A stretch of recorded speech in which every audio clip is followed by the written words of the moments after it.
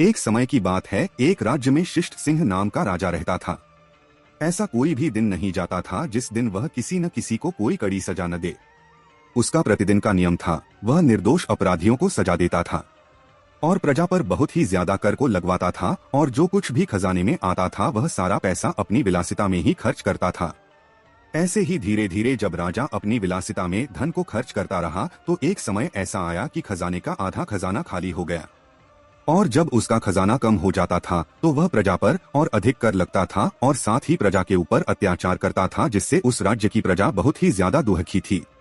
प्रजा के समझ में यह बात नहीं आ रही थी कि अब क्या करना चाहिए। प्रजा में कोई न कोई तो चापलूस होता ही है, और प्रजा के ये चापलूस लोग भी राजा के घेरे में लगे रहते थे, जिससे अगर कोई भी व्यक्ति अपनी समस्या को सीधा राजा से बोलना चाहे तो वह इन चापलूसों की वजह से नहीं मिल पाते थे। पूरी प्रजा इस तरह के अत्याचारों से तंग आ चुकी थी। एक दिन सभी प्रजा ने जुड़कर एक बैठक की, और बैठक में विचार किया गया कि इस राजा को कैसे नष्ट किया जाए।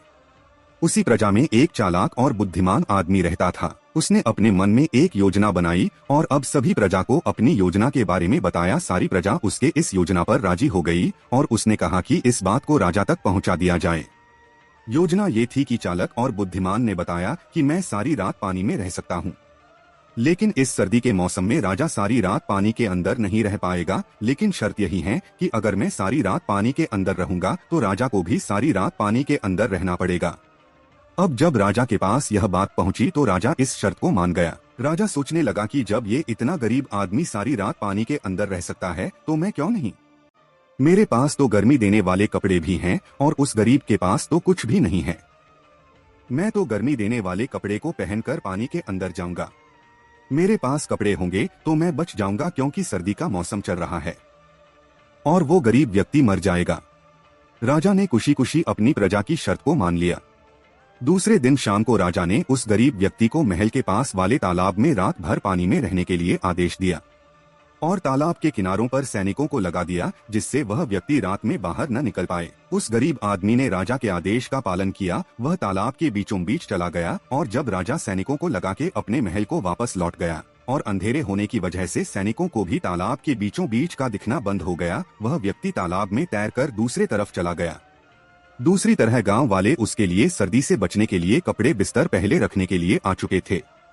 वह गरीब व्यक्ति ने रात भर दूसरी तरफ चैन से सोया, और जब सुबह होने लगा तो फिर वह कपड़े उतारकर तालाब के बीचों बीच में आ गया। जब राजा सुबह उस गरीब को देखने आया तो उसे जीवित देखकर चकित रह गया और सोचने लगा कि इतनी सर्दी में ये बिना कपड़ों के कैसे जीवित बच गया, और अंदर ही अंदर बोलने लगा कि अब मुझे भी एक रात इसी तालाब में खड़ा रहना पड़ेगा। उस दिन के शाम के समय सभी प्रजा राजा के पास आई और राजा से आग्रह करने लगी। राजा ने महल से गर्म कपड़े मंगवाए और पहनकर तालाब के अंदर जाने लगा। जैसे ही राजा तालाब के अंदर गया, प्रजा ने तालाब को घेर लिया और राजा की देखभाल करने लगे कि कहीं राजा तालाब से बाहर न निकल आए। कुछ समय बाद राजा को सर्दी महसूस हुई तो राजा ने बाहर निकलना चाहा, लेकिन चारों तरफ प्रजा को देखकर वह वही खड़ा रहा। अब सुबह हुई, दिन निकला, लेकिन राजा वह से तस के मस नहीं हुए। प्रजा ने समझ लिया कि अब राजा नहीं रहे तो प्रजा खुशी से झूमने लगी।